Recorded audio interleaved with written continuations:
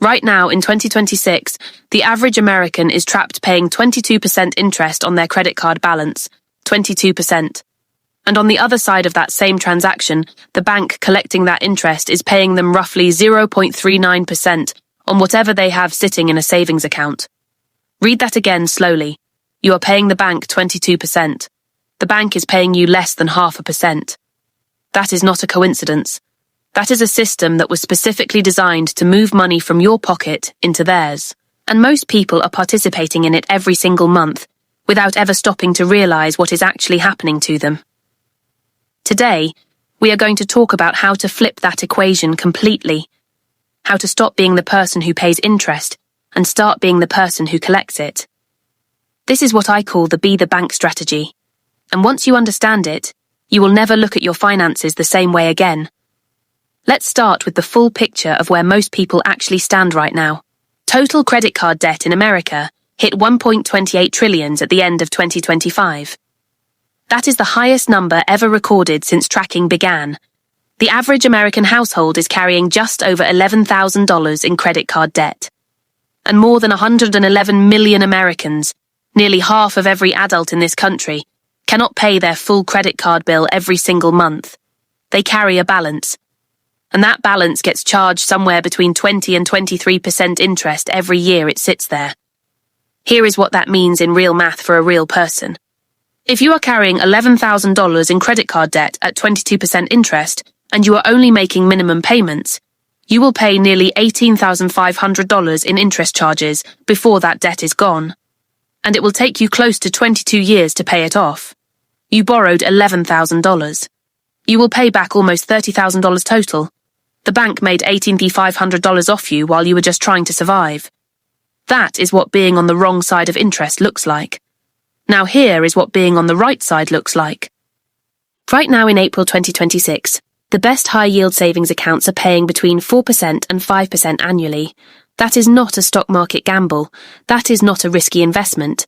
That is a federally insured savings account that anyone can open, often with zero minimum balance and zero monthly fees, that pays you to keep your money there.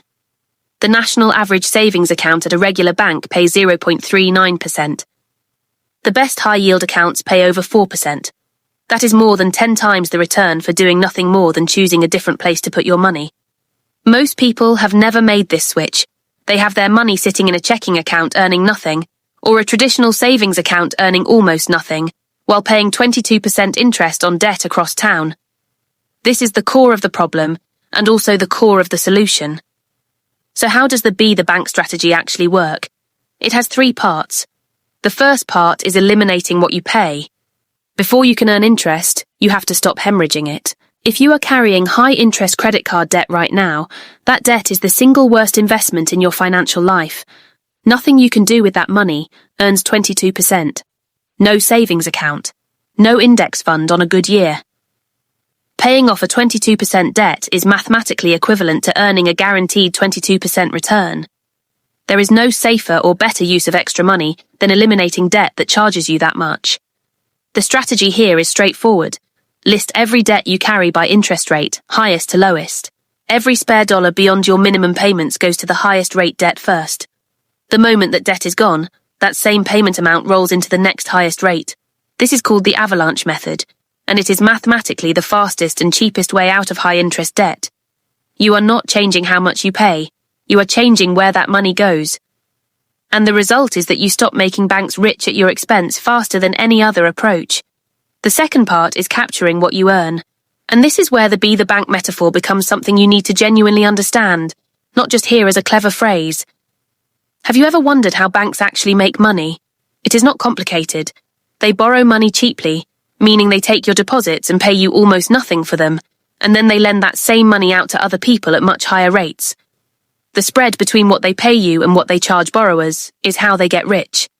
That is the entire business model. Borrow low, lend high, pocket the difference, repeat at massive scale for decades. Now here is the shift that changes everything. When you move your savings into a high-yield savings account paying 4%, you are no longer the borrower. You have become the lender. You are the one deploying capital and demanding to be paid for the use of it. When you put money into an index fund, you are lending your capital to the companies in that fund and collecting a return on it. When you buy a treasury bond, you are literally lending money directly to the United States government and charging them interest for the privilege. This is exactly what banks do. The only difference is they do it at enormous scale, and you are just now learning that you can do it too.